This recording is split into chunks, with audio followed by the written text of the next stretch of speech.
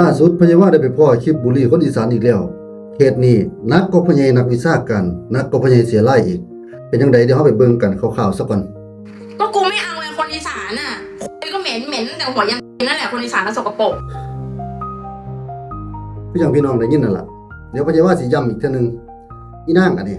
มันบอกว่าคนอีสานนี่เหม็นส่วนทุกอย่างเหม็นตั้งแต่หมักกระดือตั้งแต่หัวจนฮอดเท้าเหม็นสุมัดสุหม่องสุบอนว่าซั่นให้กูถามแน่อีนางอันนี้มึงนั่นหอมคักเถอะบ่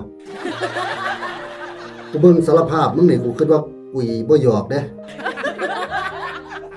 กูเบิ่งสารภาพมึงคำบอกคำจาของมึงนี่เป็นตาซื่นส้มเป็นตาหอมซะบ่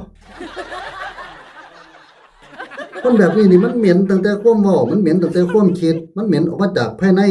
คนจังมึงนี่สมควรยันลงคันแท้อย่างเดียว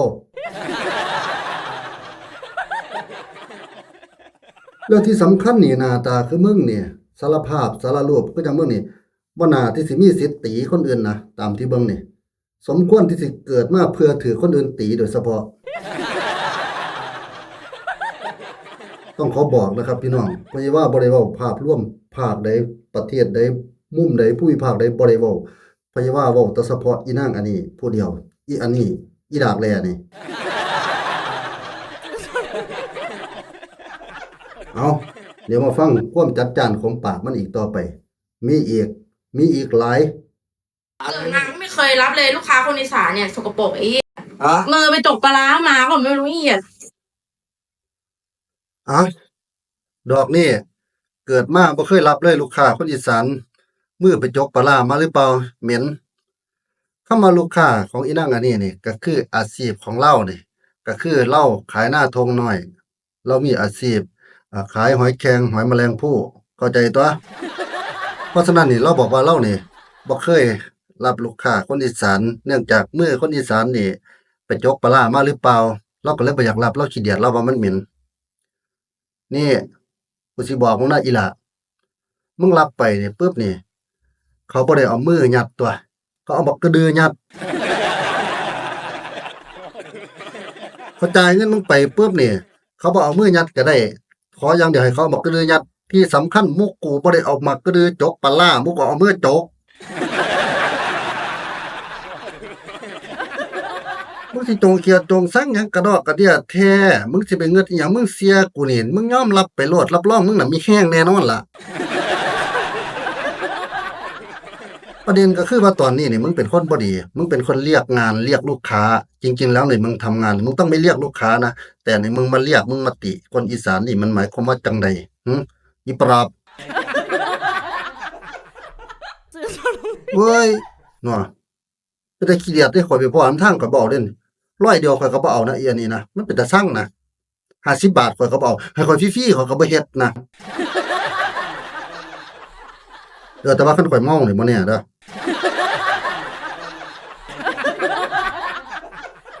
เนาะฟังมันอีกต่อไปว่าที่นี่ฟังอีกมีอีกโพดโพครับข่อยเครียดข่อยเบิ่งแล้วข่อยสูนเกรดเอกูไม่รับคนอีสานเกรดล่างชั้นต่ำมึงจะคือขนาดไหนวะเนี่ยมันว่ามันเกรด A พี่น้องเกรด A มึงเจ้าเบิ่งมันดีๆเบิ่งผมเบิ่งเผ่าเบิ่งการแต่งตัวตอนสมัยข่อยเป็นผู้เบาซ้ำน้อยข่อยเห็นซุมมันยิ่งดมกาวก็เป็นตะเบิ่งกว่านี้แต่ว่าข่อยสิบ่ทันเว้าเรื่องประเด็นนี้ให้มึงเจ้าซ่อมมันไว้ดีๆซ่อมหน้าตามันเบิ่งมันว่ามันเกรด A แล้วฟังให้มันจบว่ามัน2คนสิเถียงกันเรื่องเงินค่าตัวเท่าใดอีเกรด A ใหญ่ฮะมึงจะขนาดไหนมึงออกไปเลยมึงออกไปจากห้องกูเลยกูจะโพสต์ประจานมึงให้หมดเลยกูจะโพสต์ประจานมึงให้หมดเลยมึงก็โพสดิคนอีสานแม่งมีแต่คนเหยียดเท่านั้นแหละไม่มีใครเขาอยากรับคนอีสานหรอกมึงออกไปเลยอีสานแล้วไงมันไม่ได้เกี่ยวข้องเลยเนี่ยมึงเริ่มพูดจาไม่ดีแล้วเนี่ยภาษากูก็คุยไม่รู้เรื่องสายกูพูดภาษาไทยกูคนอีสานก็จริงกูพูดภาษาไทยมึงก็พูดภาษาไทยดีๆเดี๋ยวเนี่ยออกสำเนียงแล้วทำไมสำเนียงอะไรมึงอย่าพูดเยอะเลยมึงเอาตังค์มา200ไม่คืนมึงออกไปไม่ได้ไม่คืนมึงจะออกไปไหมกูจะรับลูกค้าแล้วมึงเอาตังค์มาก่อนกูไม่คืนกูบอกให้มึงออกไปตะกระบอกเหม็นที่อะไรอะกูอาบน้ำแล้วปลาไอ้ออกไปไม่ได้เกี่ยวข้องเลยออกไปกูบอกให้ออกไปไงมึงก็คืนกูมา200เนี่ยไม่คืนมาเอา โอ้ยอีนางเกรดเอใหญ่นะครับพี่น้องจับประเด็นได้บ่ว่าเขาสองคนนี่โซกันเรื่องหยังอีนางอันนี้มันบอกว่ามันเป็นเกรดเอเป็นสุดยอดมันเถาะเมื่อการแต่งตัวของมันเถาะก็ว่านซุ่มดมกาว และที่สำคัญนอกเหนือจากนั้นนะครับ มันโสเลกันมันโกงเงินค่าตัวกันเท่าไหร่ฮู้บ่200พี่เกรดเอใหญ่200ที่มึงเกรดเอ โอ้ยจักสิว่าจังไดเนาะเกรดเอตะปากแล้วก็ฮู้จักตะตีคนอื่นนะครับ แล้วที่สำคัญนะครับเบิ่งอาชีพเจ้าของหมู่เพิ่นก็ยังบ่ได้ไปดูถูกตัวเด้อีนางอีหลาอีปรอบยังบ่มีผู้ใดไปดูถูกตัวเพราะว่าก็บ่เคยไปดูถูกผู้ใดสิเฮ็ดอาชีพอันใดก็ดีเบิดก็มันก็ต้องมีเหตุผลของแต่ละคนที่สิเฮ็ดอาชีพนั้นๆเพราะว่าไปเห็นผู้ใดเฮ็ดอาชีพอันใดเพราะว่าบ่เคยตำหนิบ่เคยดูถูกทุกคนมีเกียรติมีศักดิ์ศรีทุกคนย่อมมีเหตุผลของเจ้าของที่ต้องไปเฮ็ดอาชีพนั้นๆส่วนอีนางอันนี้นะมันบ่รู้ว่าเหตุผลอิหยังของมันถึงได้ไปเฮ็ดอาชีพขายหน้าทงน้อยเกรด A 200ฟังดีๆนะครับมันขายหน้าทงน้อยเกรด A ค่าตัว200เกรด A แบบได้ป่ะค่าตัว200ฮะกูถามมึงเนี่ยย่างอีอันนี้โอ้ยดว่าจักกูสิว่าแนวใดมาบูลลี่จังสั่นจังซี่คนอีสานจังซี่จังสั่นเบิ่งเจ้าของดูโจรว่าได้ไปขายหน้าทงหน่อยก็ยังมาหาบูลลี่คนอื่นอยู่ยังมาเว้าให้คนอื่นอยู่ก่อนอื่นเบิ่งเจ้าของซะก่อนเด้อเบิ่งเจ้าของก่อนว่าด้วยเหตุผลกลใดเจ้าของจึงได้ไปเฮ็ดจังซั่นสังคมยังบ่เคยไปว่าให้โตหมู่กูก็บ่เคยไปว่าให้มึงคนอีสานก็บ่เคยไปว่าให้มึงพากันอยู่เมาะๆแมะๆซุ่มพ่อใหญ่ว่าซุ่มพี่น้องคนอีสานต่างก็อยู่เมาะๆแมะๆรู้จักไหมอยู่เมาะๆแมะๆปลอบสูแต่ว่าเมื่อไหร่ที่มีคนว่าให้น่ะระวังดีๆระวังจะดังแดงนะมีแต่ผู้สันหาวสางนี่นะคนอีสานนี่ไถนาทวนอย่างไถนาทั้งวันตัดอ้อยทั้งวันนี่พูดถึงแรงนี่ไม่ต้องมาเว้ากันนะบางคนน่ะกล้ามไม่ใหญ่ตัวน้อยๆแต่จ่อยแต่อึดแต่ทนขนาดเด้เฮ็ดงานนี่แข็งกินดีขึ้นผู้นี่ว่ามันกวงสิบอกให้เพราะฉะนั้นนี่อย่าสิคิดเด็กน้อยหมู่นี่มันอยู่ในโลกจินตนาการนะครับก็ต้องบอกแบบนี้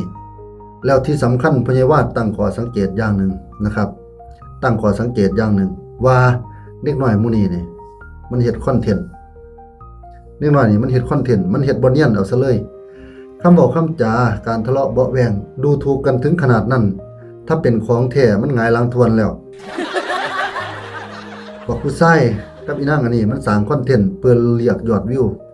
แต่เพราะว่าสิบอกเด้อสู่ทั้งหลายถ้าเพราะว่าเห็นคลิปคอนเทนต์ของโมโตนี่มันสร้างความแตกแยกในสังคมอย่าสิประกันไปหาเฮ็ดจังซั่นอยากได้แต่เงินอยากได้แต่ยอดวิวหารู้ไหมว่าความสูญเสียที่ได้กลับไปที่มันเกิดขึ้นกับเหตุการณ์ที่โมโตสร้างขึ้นมันหลายมันกระทบกระเทือนจิตใจของคนส่วนหลายนะครับลองเข้าไปเบิ่งดีๆซูมเบิ่งดีๆอย่าพยายว่านะครับสิให้เครดิตนะครับผู้ที่เพิ่นเอามาลงถ้าเกิดว่าผู้ใดสนใจอยากเห็นคลิปเต็มของมันก็เข้าไปเบิ่งได้ในช่องนี้นะครับเดี๋ยวพยาบาลสิขึ้นตัวหนังสือให้นะครับแล้วให้ซ่อมเด้อบัดนี้ให้ซ่อมแบ็คกราวด์ซ่อมน้ำกำแพงสิมีตุ๊กตาสะสมของเด็กผู้ชายของผู้ชายสิเป็นตุ๊กตาพวกซุปเปอร์เสื้อยาอีหยังพวกเป็นตุ๊กจิ๊กนั่นสิเป็นของบักอันนั้นล่ะบักผู้ชายบักมันเว้าหั่นล่ะส่วนกำแพงด้านหลังก็สิเป็นของลูกเขามีรูปดาวรูปหยังแล้วก็มีรูปการ์ตูนสอนกอไก่ก็มีนะครับซุ่มมายิ่งขายหน้าทงน้อยทั้งใดสิเป็นบ้าผ้าก้นเข้าห้องที่ลูกเจ้าของอยู่นะครับแล้วการโต้เถียงกันมันบ่ได้เจือด้วยอารมณ์มันเป็นการแสดงซึ่ง acting มันบ่ทันได้ถึงแต่ว่าก็ถือว่าเขาเฮ็ดได้ดีพอสมควรเพราะว่าคนอีสานมันเฮาเข้าไปเบิ่งหลายนะครับเพราะฉะนั้นเขาบ่ได้ตั้งใจสิบูลลี่แต่เขาสร้างคอนเทนต์ขึ้นมาเพื่อเรียกยอดเพื่อเรียกยอดวิวซึ่งถือเป็นการกระทำที่แย่มากๆนะครับถือเป็นการกระทำที่แย่มากๆไม่ใช่ว่านะครับขอนะครับเว้าให้ขอปล่อยบ่ว่าสิเป็นมึงสิเฮ็ดคอนเทนต์หรือมึงสิเว้าความเก่งมึงเว้ามาทั้งหมดทั้งมวลมันทำลายจิตใจคนส่วนหลายมันทำลายจิตใจ คนบ่แม่นน้อยๆคนภาคอีสานเขาเจ็บปวดเขามีหัวใจคือกันระวังเด้อมึงระวังดีๆอีเกรด A ใหญ่ระวังมึงถูกบักกระดือคนอีสานมึงสิโกนโซโวบอกมึง